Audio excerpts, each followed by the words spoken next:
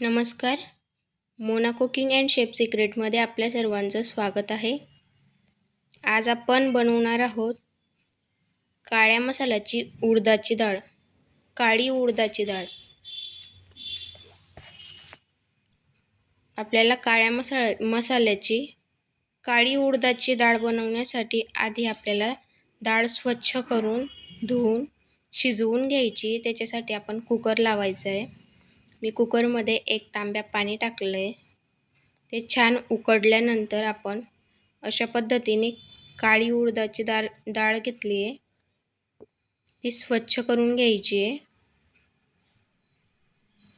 तिला स्वच्छ धुवून आपण पाण्यात टाकायची आहे. पाणी गरम झाल्यानंतर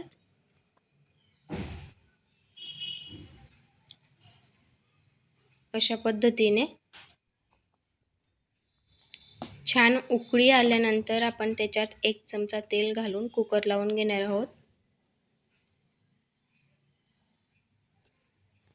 डाळ शिजताना तेल टाकलं तर डाळ बाहेर येत नाही कुकरच्या, म्हणून ही स्पेशल ट्रिक असते.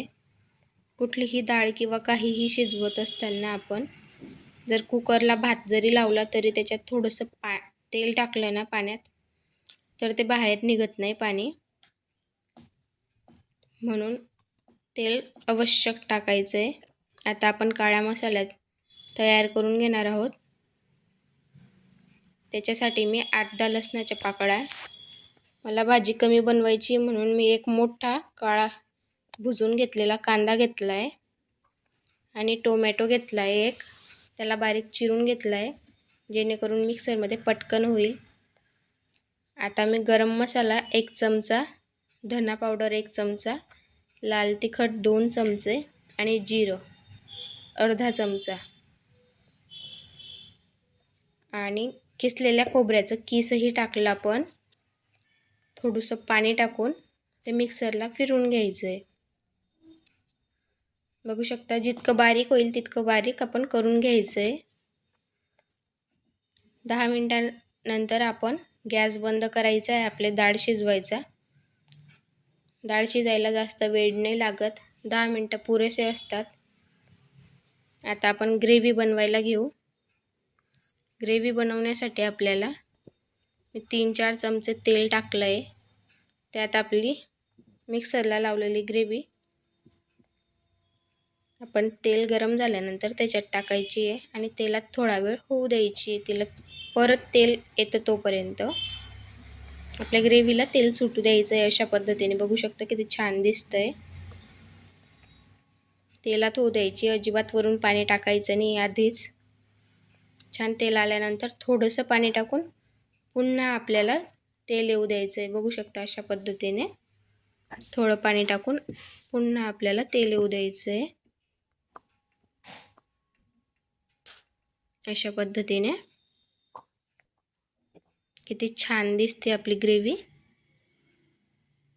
खूप घमघमाटही सुटला आहे.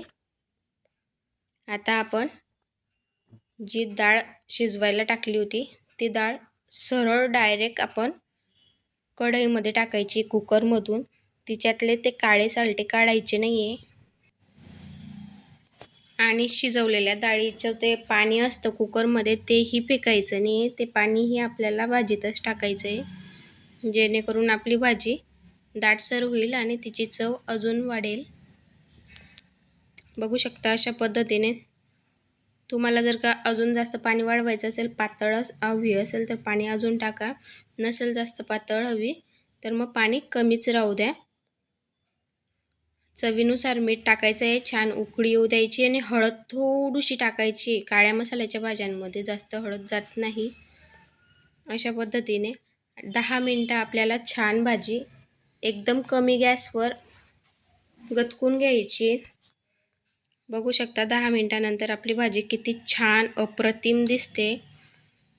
अशाच रेसिपींसाठी तुम्ही लाईक, शेअर, सबस्क्राईब करा, बेल आयकॉन प्रेस करा.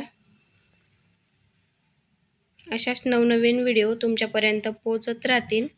बघू शकता किती छान भन्नाट दिसते. Wow, thank you.